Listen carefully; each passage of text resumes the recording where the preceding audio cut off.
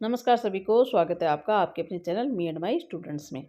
प्रखर राजस्थान 2.0 शिक्षण योजना अभियान के तहत सप्तम सप्ताह शुरू हो चुका है और दैनिक शिक्षण कार्य योजना में आपके समक्ष सप्तम सप्ताह प्रथम दिवस की कार्य योजना है, जो कि 3 नवंबर को है और ये कालांश प्रथम और द्वितीय में क्रियान्वित होगी। और तो इसके हम जो मुख्य मुख्य बिंदु है वो देख लेते हैं। योजना शुरू करने से पहले अगर आप चैनल पर नए हैं तो प्लीज़ चैनल को सब्सक्राइब कीजिए और योजना आपके लिए सहयोगी या लाभदायक है तो प्लीज़ वीडियो को लाइक कीजिए और शेयर कीजिए। तो शुरू करते हैं सप्तम सप्ताह प्रथम दिवस की कार्य योजना। तो इसके जो मुख्य बिंदु है वो इस प्रकार से है: अधिगम क्षेत्र, गतिविधि और संभावित समय, एबीएल सामग्री का विवरण। और सप्तम सप्ताह के जो मुख्य विषय वस्तु है वह संयुक्त अक्षर। तो बच्चों को हमें संयुक्त अक्षर की पहचान करवानी है, उनका उच्चारण करवाना है, उनका प्रयोग बताना है। तो संयुक्त अक्षर पर ही हमें ये सप्ताह कार्य करना है। तो प्रथम दिवस में हम बच्चों को संयुक्त अक्षर की अवधारणा को स्पष्ट कराना है। तो अधिगम क्षेत्र में हम देख लेते हैं। सबसे पहले है पुनरावृत्ति।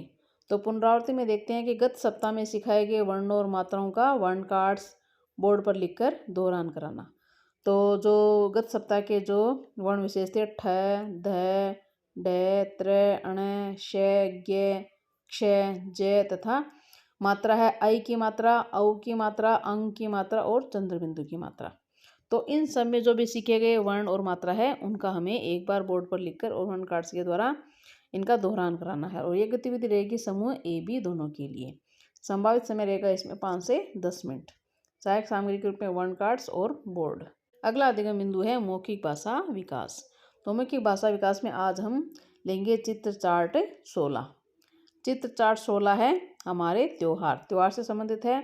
तो उसको दिखाते हुए उस पर चर्चा करना तथा चार्ट से संबंधित कहाँ, कब, कौन, कैसे, क्यों वाले प्रश्न पूछते हुए विद्यार्थियों के अनुभव को सुनना। विद्यार्थियों को त्योहारों के बारे में पता है तो त्योहारों के बारे में हम उनसे ऐसे जिज्ञासा वाले प्रश्न पूछेंगे और बच्चे उनसे अपने अनुभव के आधार पर हमें उत्तर देंगे।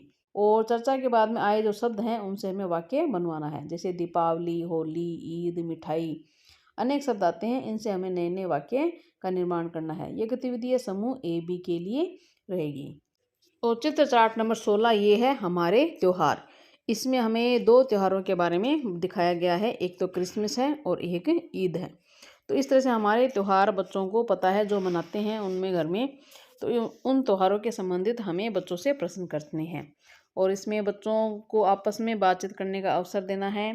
और चित्र पर हमें चर्चा करते हुए इनसे पूछना है कि चित्र में आपको कौन कौन दिखाई दे रहा है, क्या हो रहा है, ये सजावट क्यों हो रही है।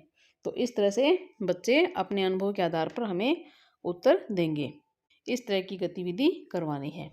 आगे डिकोडिंग ध्वनि प्रतीक संयोजन। तो इसमें संयुक्त अक्षरों की अवधारणा को स्पष्ट कराना है और संयुक्त अक्षर से बच्चों को अवगत कराना है। जो संयुक्त अक्षर है उनको पहचान कराना है कि जो बीच में आधे अक्षर आते हैं उनको संयुक्त अक्षर कहते हैं और संयुक्त अक्षरों को बोर्ड पर लिखकर उनकी पहचान करवानी है।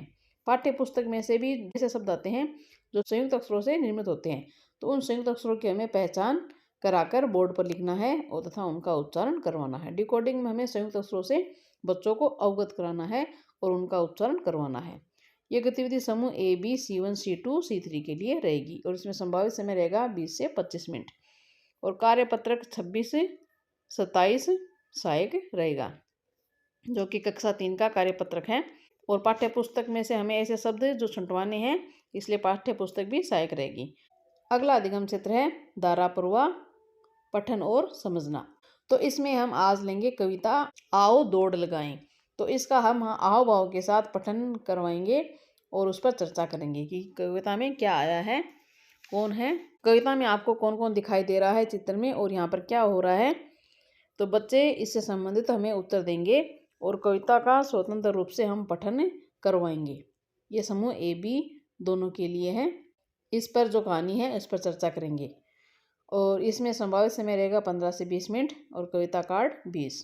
तो कविता कार्ड ये है आओ दौड़ लगाएं। इसमें जो प्रचलित कहानी है खरगोश और कछुए की दौड़ है, जिसमें कछुआ जीतता है, तो इसको कविता के रूप में दिखाया गया है। इस कार्ड को दिखाते हुए इस पर चर्चा करेंगे। चित्र में आपको कौन कौन दिखाई दे रहा है, यहाँ पर क्या हो रहा है, अगर खरगोश सोता नहीं तो क्या होता, इस कहानी में कछुए की जीत का क्या कारण है।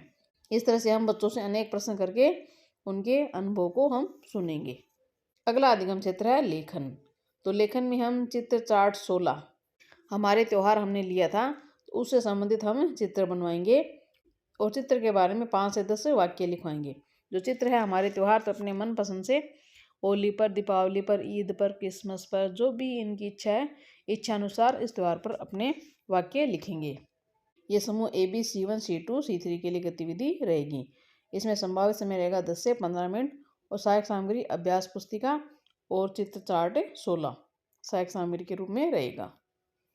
फिर C4 फलन के जो विद्यार्थी हैं वो पाठ्य पुस्तक की पुस्तकों का अध्ययन करेंगे। इसमें हिंदी या पर्यावरण की जो पुस्तक है उसका अध्ययन करेंगे 2 कालांश तक और सहायक सामग्री के रूप में पाठ्य पुस्तक की पुस्तकें। इस तरह से हमने ORF दैनिक शिक्षण कार्य योजना के तहत सप्तम सप्ताह प्रथम दिवस की कार्य योजना पर चर्चा की है। इसमें आप अपनी सुविधा अनुसार कोई भी बदलाव कर सकते हैं, कहानी दूसरी भी ले सकते हैं, कविता ले सकते हैं और अपनी तरफ से कोई गतिविधि जोड़ भी सकते हैं। हमें जो अधिगम क्षेत्र है उनको पूरा करना है। अगर ये कार्य योजना आपको पसंद आई है, आपके लिए लाभदायक है, तो प्लीज़ वीडियो को लाइक कीजिए और शेयर कीजिए और चैनल पर नए हैं तो चैनल को सब्सक्राइब जरूर कीजिए और अपनी राय चैनल पर साझा ज़रूर कीजिए। इसमें अगर आपको कोई गलती नज़र आ रही है, कोई त्रुटि नज़र आ रही है, तो प्लीज़ आपके कमेंट का स्वागत है। नेक्स्ट वीडियो में एक नई कार्य योजना के साथ, तब तक धन्यवाद।